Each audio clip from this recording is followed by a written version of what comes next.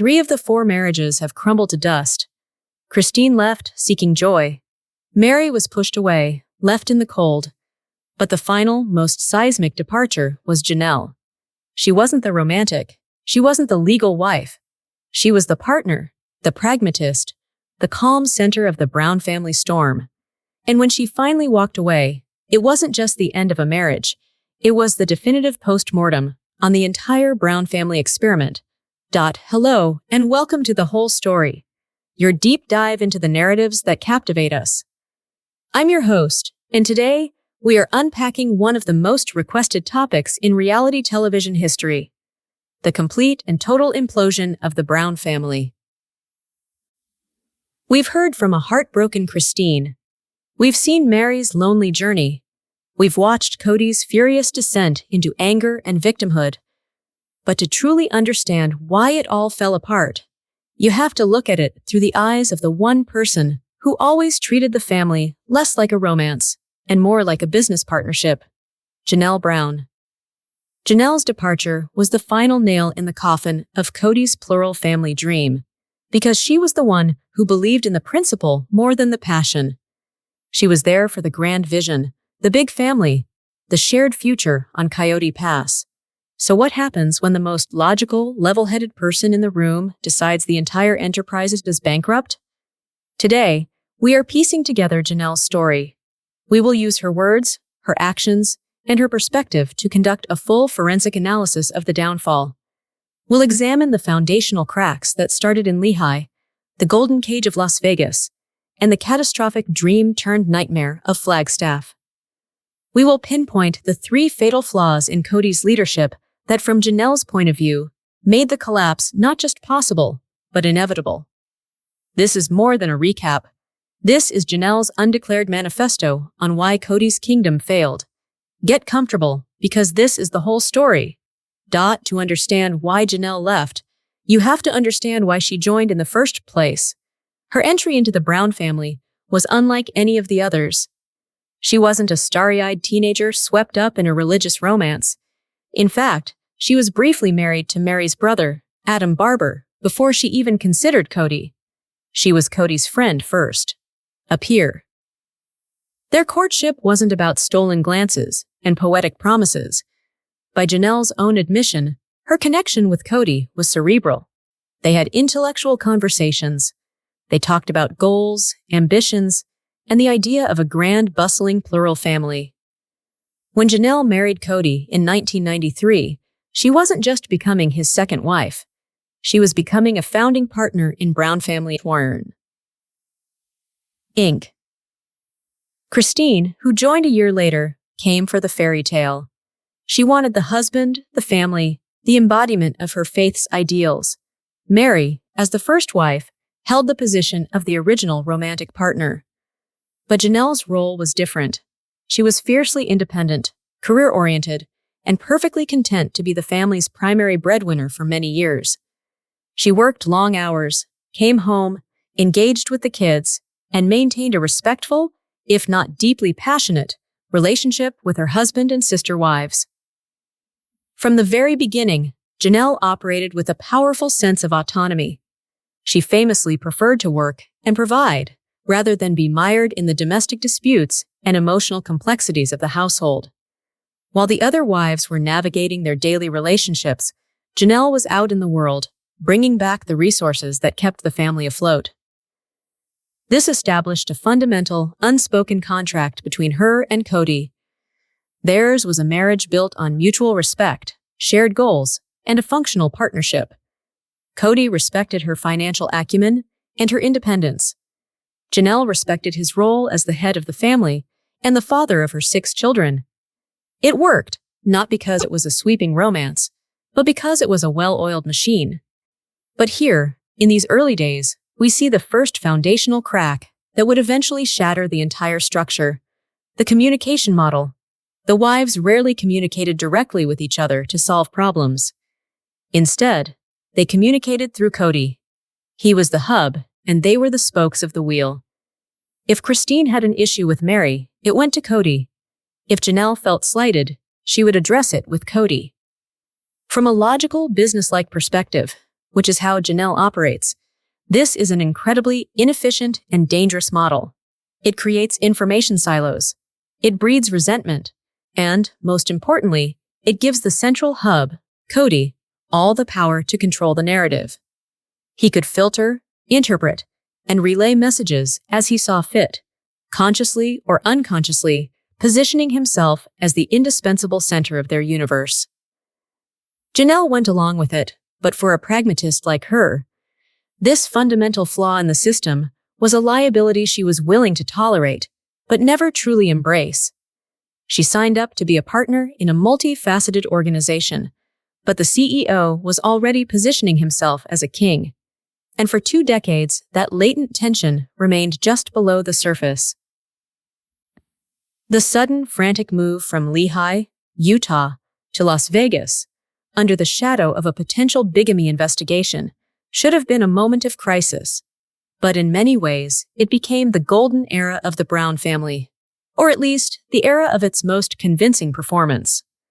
The 4 homes in the cul-de-sac represented the pinnacle of their public image, together yet separate, a functioning modern plural family. For Janelle, the Las Vegas years were by her own account a period of great success and contentment. Why? Autonomy. For the first time, she had her own undisputed domain, her own front door, her own kitchen, her own finances. She launched a successful career in real estate, leveraging the family's fame into a tangible, independent income stream. She was no longer just a contributor to the family pot. She was a businesswoman in her own right. She had her kids, her career, and a husband who would visit on a rotation. For the fiercely independent Janelle, this setup was nearly perfect. It minimized the daily friction with the other wives and maximized her personal freedom. The partnership with Kody still functioned. He was the public face, the charismatic TV star. She was the savvy, behind-the-scenes operator, building wealth and stability. She had a level of respect and independence that she cherished. She could host her sons and their friends for rowdy get-togethers without disturbing the other households. She could manage her own budget. She was the queen of her own castle. But it was in this gilded cage that the next major crack appeared. The Robyn factor came into full bloom. Robyn's entry into the family was a catalyst for change from day one. But in Las Vegas, with the pressures of a new life and a hit TV show, Kody's focus began to shift in a way that became impossible to ignore. It wasn't just about the extra time he spent with his newest wife. It was about the change in his entire demeanor. He became more defensive of Robyn, more attuned to her needs, and more dismissive of the concerns of his other wives. From Janelle's logical perspective, this wasn't merely a matter of romantic jealousy. It was a fundamental breach of the family's operating agreement. She viewed the family as a single unit that required an equitable distribution of leadership, resources, and emotional energy from its head. Kody was the CEO, and he was spending all his time and capital on a new unproven division while letting the legacy divisions languish. It was a bad business decision. We saw this during the infamous My Sister Wife's Closet venture. While the other wives were emotionally invested in the idea of working together, Janelle, the only one with real-world business acumen, was visibly skeptical. She saw the venture for what it was, a poorly planned, passion-driven project with no clear path to profitability. It created enormous financial strain and became a black hole for the family's resources. More importantly, it became another vehicle for Robyn's influence, creating a new source of tension and inequity. Janelle tolerated it. She played along, but the pragmatist in her was taking notes. She saw a system that was becoming increasingly unbalanced. She saw a leader who was making decisions based on emotion and favoritism rather than logic and fairness. The partnership she had signed up for was slowly being eroded, replaced by a new dynamic she had never agreed to. The Las Vegas cul-de-sac was not a symbol of unity. It was a symbol of 4 separate kingdoms, with one receiving far more attention from the king than the others. And Janelle knew that such an imbalance was simply not sustainable. Part 3. The Flagstaff Folly, where the dream officially died. If Las Vegas was the beginning of the end, Flagstaff was the end itself. The decision to uproot the entire family from their stable life in Nevada and move to Arizona remains one of the most baffling and destructive choices in the family's history. Kody sold it as a return to a better, more unified life. The ultimate goal? To build their dream homes on a sprawling piece of property they named Kody Pass. This was the vision that Kody used to sell the move. One big family, living together on one piece of land, a patriarch presiding over his domain. For Christine, it was a nightmare. For Mary, it was another lonely chapter. But for Janelle, Kody Pass was the one thing that made the chaos of the move palatable. Why? Because Kody Pass appealed directly to the core of who Janelle is. She is the big picture thinker, the project manager, the one who believed in the grand vision of the family. The daily drama didn't interest her, but building a legacy did. Kody Pass was the ultimate business plan. It was a tangible asset, a shared goal, a project that could, in theory, bind them all together. It was the promise of a permanent home, a family compound that would be the culmination of their 30-year journey. Janelle was all in. And that is precisely why its failure was so devastating to her. Kody Pass became a graveyard of broken promises. The project stalled immediately. They were hemorrhaging money on multiple expensive rental homes and mortgages on land they couldn't even build on. The family, once physically close in the Vegas cul-de-sac, was now scattered across a city, living separate lives, their interactions growing more infrequent and strained.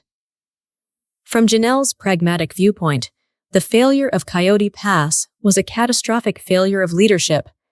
Kody, the CEO, was incapable of executing the company's most important project. He was paralyzed by indecision, constantly shifting his plans, and unable to unite his family to move forward. The arguments over who got which plot of land were emblematic of the entire problem.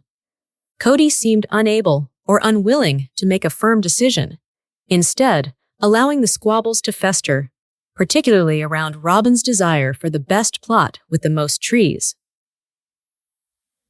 This is when Janelle made her most audacious and revealing move. She bought an RV and moved onto the Kody Pass property herself.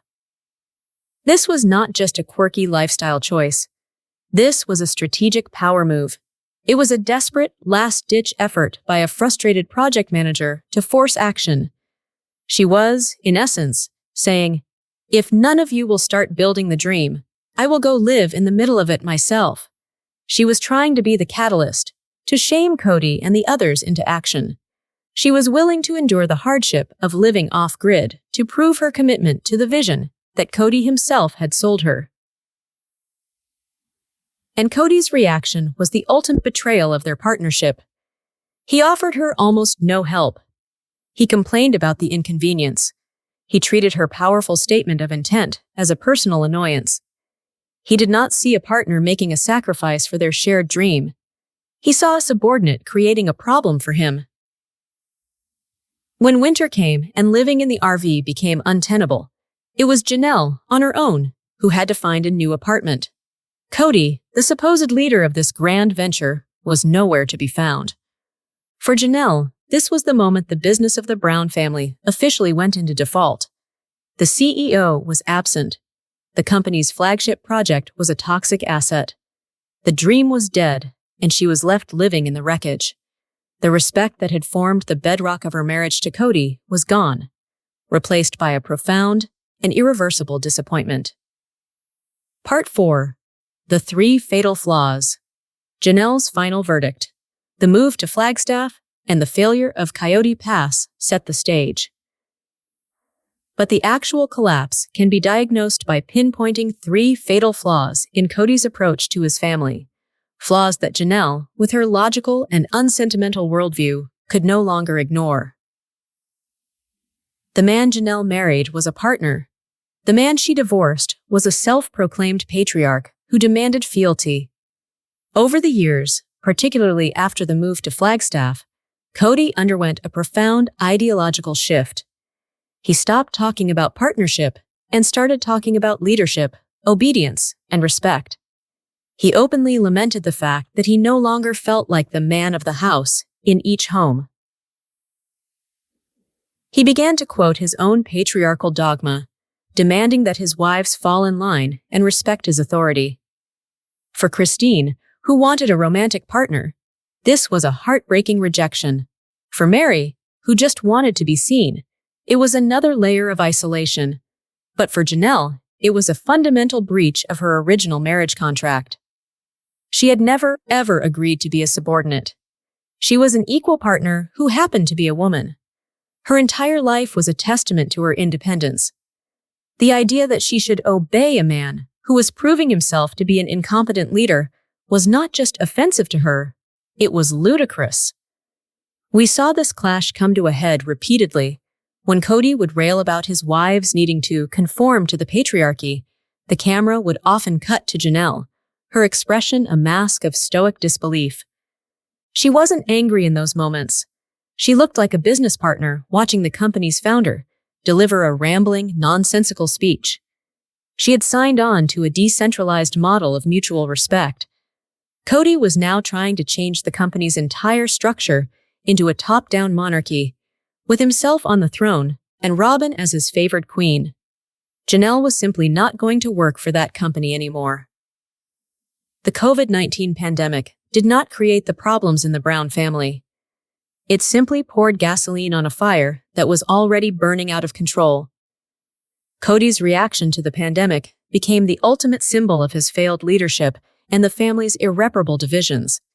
He instituted a set of extremely strict rules for social distancing, which he presented as a non-negotiable edict to protect the health of the family. But the wives immediately saw a glaring hypocrisy.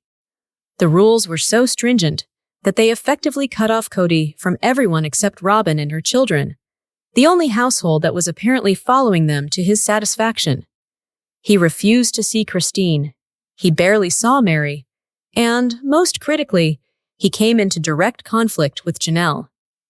Janelle's sons, Garrison and Gabriel, were young adults with jobs and social lives. They were not going to completely isolate themselves. Janelle was then presented with an impossible choice by Kody. Kick your own sons out of your house, or you can't see your husband. For Janelle, this was never a debate. Her children came first. Always. She viewed Kody's ultimatum as not just unreasonable, but as a transparently manipulative tactic. It wasn't about the virus. It was about control. It was Kody using a global crisis to enforce his new patriarchal authority and to justify spending all his time in the one home where he felt comfortable and in charge, Robin's. The fight between Kody and his sons, with Janelle caught in the middle, was brutal. Kody accused them of disrespect. They accused him of hypocrisy and favoritism. Janelle, the pragmatist, simply saw a family imploding over a leader's inability to be flexible, compassionate, or fair. He was punishing her and her children for not adhering to a set of rules that seemed conveniently designed to benefit one wife over all the others. The trust and respect that had once defined her marriage to Kody were completely obliterated during these months of forced separation and bitter accusations. The final fatal flaw was Kody's evolving definition of loyalty. In the early days, loyalty meant being committed to the family as a whole, but by the end, Kody's definition had changed. Loyalty no longer meant loyalty to the family, it meant loyalty to Kody, and, by extension, loyalty to his relationship with Robin. This became painfully clear when Christine decided to leave. Kody did not see it as a wife in pain making a difficult decision for her own well-being. He saw it as a profound act of betrayal against him personally. He was publicly humiliated, and his ego was deeply wounded. He then made a critical mistake. He tried to enforce his definition of loyalty on the remaining wives. He expected Mary and Janelle to condemn Christine, to cut her off, to choose a side, his side. Mary, desperate for any kind of validation from Kody, seemed to struggle with this. But Janelle's position was immediate and unwavering. Christine was not just her sister wife, she was her friend. She was the woman who had helped raise her 6 children. Their kids were siblings. Their lives were interwoven in a way Kody could no longer comprehend. Janelle continued to have a warm, close relationship with Christine after she left. She celebrated holidays with her. She went on trips with her. To Kody, this was the ultimate treason. He couldn't understand how Janelle could remain friendly with the woman who had stabbed him in the kidneys. But from Janelle's perspective, it was simple. Her loyalty was to her children and to the women who had been in the trenches with her for 30 years. Her loyalty was to the true family, not to the ego of a man who had long since abandoned his role as a fair and loving husband to all of them. When Kody confronted her about it, demanding to know why she was choosing Christine over him, he failed to understand that for Janelle, it wasn't a choice. It was an affirmation of her own values. Kody had abandoned the family. Christine had not. Janelle was siding with the family. And in that moment, Kody proved he was no longer part of it. Part 5. It's done. The final conversation. It all came to a head in a conversation before Christmas. It was supposed to be a discussion about holiday plans, but it was really the final shareholder meeting for a company that had already gone bankrupt. Kody: I'm tired of this. I'm tired of feeling like I'm begging for your respect in your own home. Janelle: and I'm tired of you making me choose between my husband and my children. It's not a choice, Kody. You are a grown man. They are my kids. Kody: they don't respect me. They don't respect Robin. Janelle: maybe you should ask yourself why, Kody. Maybe you should look at how you've treated them, how you've treated their mother, how you've treated Christine's kids. Narrator VO. This was the culmination of every frustration, every broken promise from Coyote Pass, every unfair COVID rule, every demand for patriarchal obedience. Janelle, the calm, stoic one, had finally reached her limit. Kody: this is not the partnership we agreed to. This is not the deal. Janelle: no, it's not. The deal was that we would be a family, all of us. You're the one who broke the deal, Kody. You're the one who decided you only wanted one family and the rest of us could just fend for ourselves. You wanted the loyalty of a dog, but you didn't even bother to feed it. Janelle: I'm done. I'm not doing this anymore. It's over, Kody. Whatever this is between us, it's done. Conclusion: the liberation of Janelle Brown. And just like that, it was over. Janelle's departure was quiet, logical, and absolute. There was no single dramatic betrayal. It was a death by 1,000 cuts. It was the slow, painful realization that the business she had invested her entire adult life in was being run into the ground by a CEO who had lost the vision.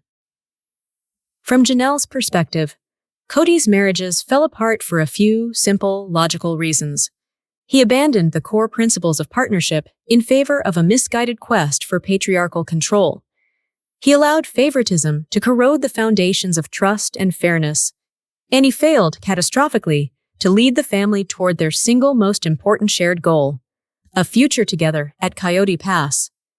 He exchanged the grand vision, the one Janelle had bought into, for the small, comfortable world of a monogamous marriage disguised as a plural family. But this is not a tragic story, not for Janelle. The woman we see today is not a victim. She is liberated. She is traveling the world with Christine. She is spending precious time with all of her children and grandchildren. She is financially independent and emotionally free. The stoic pragmatist who endured decades of dysfunction for the sake of a bigger dream has finally realized that the dream was the cage. Janelle Brown didn't lose a husband. She liquidated a bad investment, and in doing so, finally found her freedom. The Brown family experiment may have failed, but Janelle Brown has unequivocally succeeded. What are your thoughts on Janelle's journey? Do you agree with her unspoken analysis of the family's collapse? Let us know in the comments below.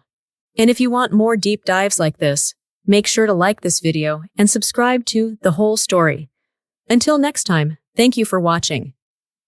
Please don't forget to like, comment, share, and subscribe to my YouTube channel Boombashell Gossip. Thank you for watching.